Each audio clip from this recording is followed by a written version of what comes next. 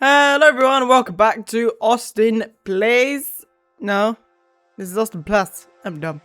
Welcome back to Austin Plus, where today we are reviewing the Masters of the Universe film, because by the power of Grayskull, He-Man is finally back on the big screen.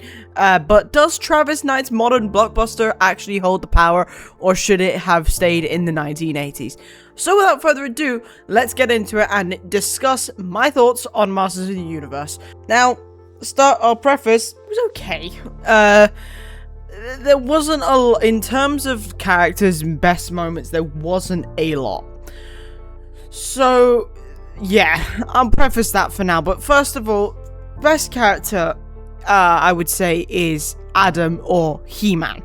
Because Prince Adam shines as the emotional core of the film because of his journey is like wonderfully captured in the immense pressure of living up to the impossible destiny of being the protector or the master of the universe.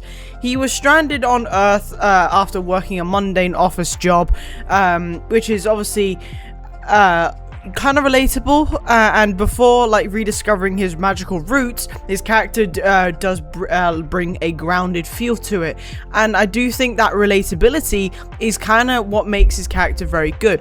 I liked his character. There was a lot I didn't like about this film. It's not bad, it's not great, it's respectable. For the effort they put into it, I would say it's respectable. And also, I really like the actor who he plays He-Man. He's such a sound bloke. Nicholas Galitzine, I think is his name. His performance beautifully balances the vulnerable, self-doubting kid who doesn't feel like he's enough with the pure campy charm of the muscular hero that he ultimately becomes. And that's why it's very common. It was also quite illustrated quite well in this film. Secondly is Skeletor. Skeletor, I think, he was quite funny. Didn't seem like a villain. He did seem cringy, he did seem a bit funny at times, but he wasn't a villain. He just had a skull face. But I do think Skeletor does steal the spotlight from being the wonderfully unhinged classic villain who completely thrives on the theatrical malice and over-the-top megalomania. Now, to think that this is voiced by Jared Leto is really weird, because I had no clue that Jared Leto was involved with this, because, well, I knew he was involved, but he doesn't sound anything like him, and I also think that might be why I like Skeletor. The reason I say that, I don't mean to shit on him, but it's everything I've watched with Skeletor recently, with Jared Leto, has just been bad, so that's why I was a bit concerned. But hey, his music's brilliant. But I do think his heavily styled performance as the menacing presence under the skeletal prosthetic muscle suit gives the character a more terrifying yet delightfully campy energy. His clear, unadulterated, desire to transcend being a more devilish tyrant does become just to become a literal god does provide the high stakes narrative a bit more, but I honestly think his henchmen and guards are more terrifying than him, because he can come off as the villain, because he did just straight up kill someone straight up, so I do think he's a great character. But the other character, I would say, Teela was a good character. She just didn't, there needs to be more with her character, but I do think if they do a sequel, they will probably they'll probably explore her story a bit more. But her father, or adoptive father, I do think was great. Man at Arms was a great character. Duncan does serve as the definitive anchor for the film's action and dramatic weight, offering a very compelling look at the mental grappling with past failures, being Adam and Duncan. But Idris Elba does bring the gritty, battle-worn gravitas to the legendary general, starting the film broken down and disheveled before roaring back into action with his vast array of weapons and high-tech gadgets. Now, I think that's a cool, character development in all of this. But his deeply complex relationship with his adoptive daughter, Teela, and his fierce loyalty to Adam's family does provide the story with its most satisfying arc of redemption. I would say out of all three, I would go Adam, Man of Arms, Skeletor. I would definitely go with that. I know we're only 5 minutes into the recording, but that was it for characters. That no one stood as high as them three, but also there wasn't a lot to go off anyway. So, yeah. The best moments, same again. There's only about 3 of them that I would say are worth it, and do hold the power of Grayskull compared to the rest of them. I like saying it, but it does come off a bit cringy. But first of all, I would say the He-Man transformation is just so iconic. But obviously the iconic line of "by the power of Grayskull" scene, I think, is an absolute triumph of modern cinematic spectacle. Pairing blinding raw lightning visual effects with an emotionally charged orchestral surge. The music in this is fantastic, by the way. If you do watch this, listen to the music. Music is fantastic.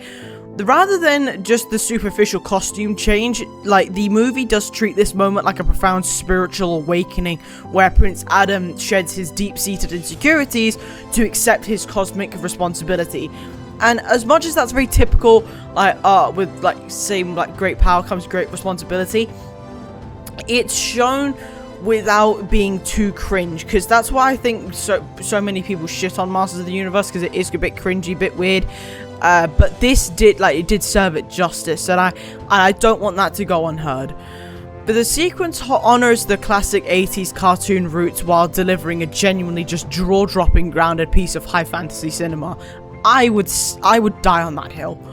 I would say the final battle of Grayskull is also a good comparison between the two, when he first gets his powers and when he comes to that cosmic responsibility part, because the climactic siege within the castle Grayskull stands out as the masterclass in the large-scale action choreography and seamlessly pitting the He-Man's brute mystical strength against Skeletor's chaotic dark magic. The environment itself becomes a bit more part of the battle, utilizing the Gothic architecture and then the ancient secrets of the fortress, just to dial up the narrative stakes to an absolute fever pitch.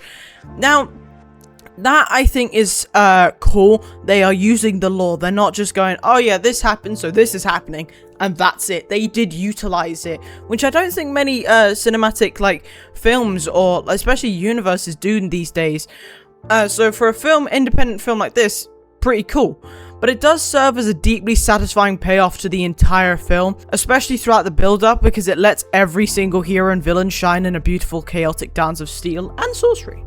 However, I have one sticking point with this whole film.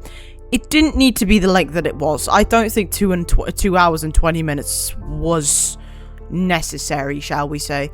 But that's just me.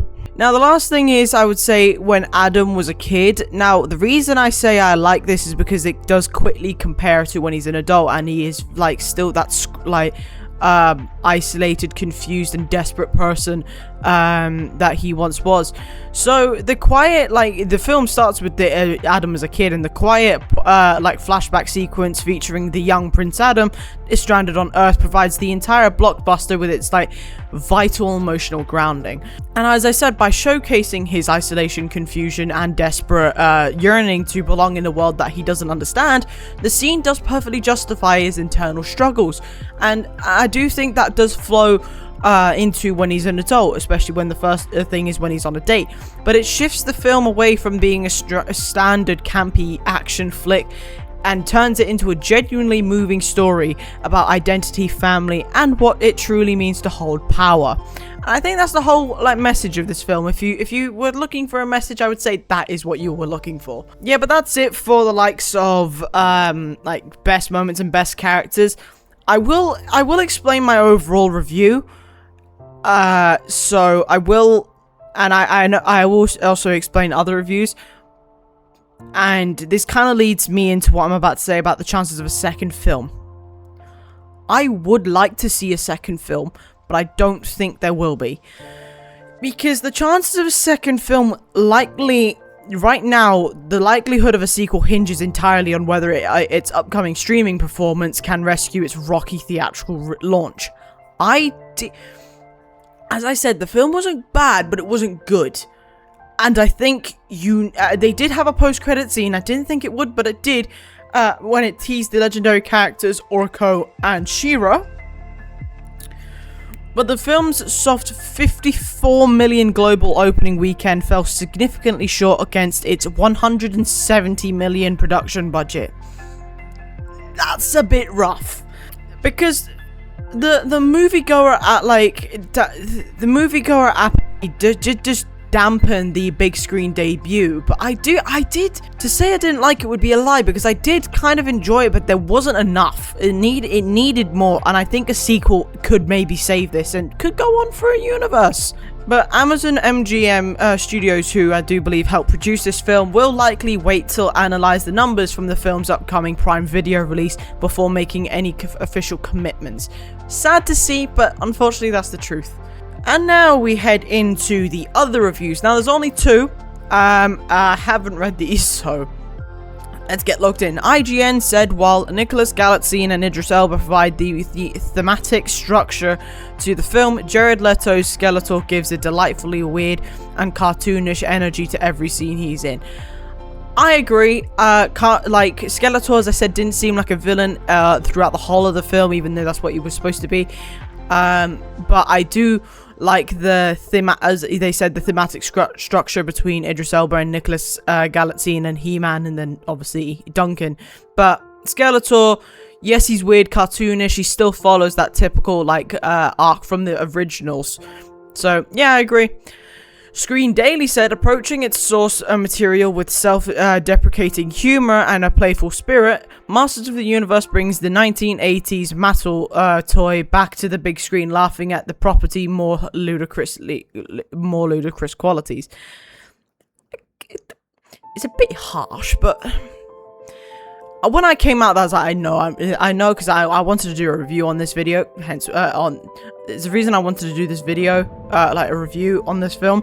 But I knew that not everyone was gonna like this, because I was on the fence. Now, when I'm on the fence, that there's something wrong, because I have very low expectations.